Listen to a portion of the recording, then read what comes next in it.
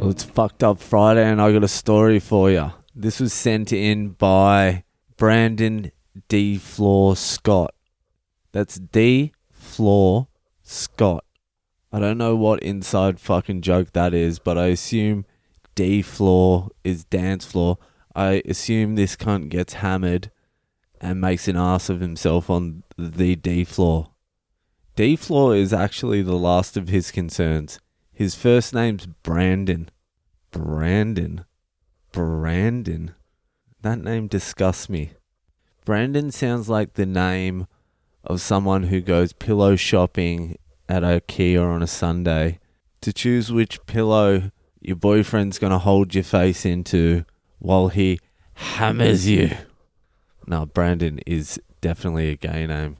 Hey, Brands. Probably has a lisp as well. So this is from Brands. Alright, Brandon. You've got the gayest name in the world. So let's hear your story. So here it is. Cheers. Alright, here it goes. Look, I feel like this has to be out there. I think Brands was fucking drunk when he sent this in because it's barely legible. Look, I feel like this has to be out there.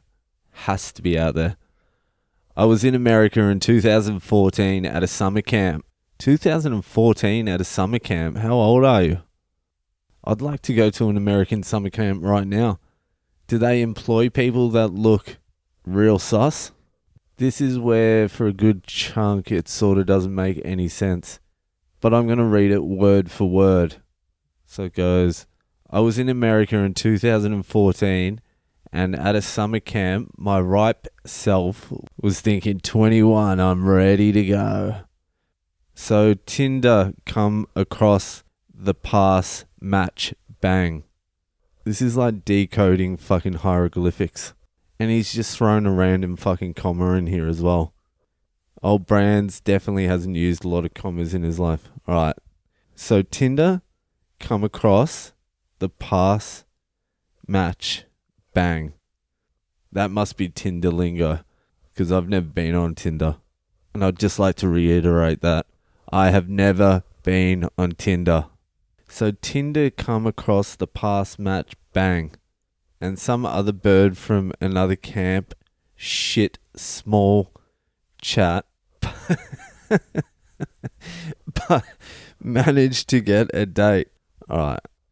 I think what this 7th century pharaoh from Egypt is trying to say is he hit some chick up on Tinder. He got a match. There was some shit small talk they did, but he got a date anyway. I assume the shit small talk was from him. So I get to the meeting point. I sit down. She rocks up. We say, hey, how is it? This is probably the first and last date you ever got. I get to the meeting point. I sit down. The details to this story. She rocks up. We say, hey, how is it?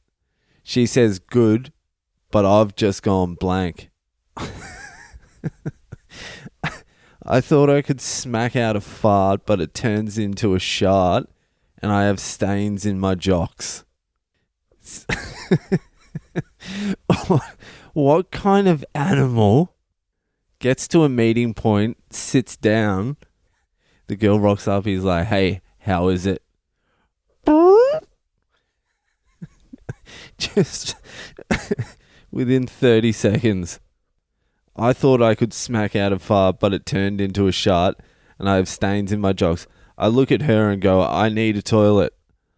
I walk off to the toilet, leaving a crop dusting of shit smell.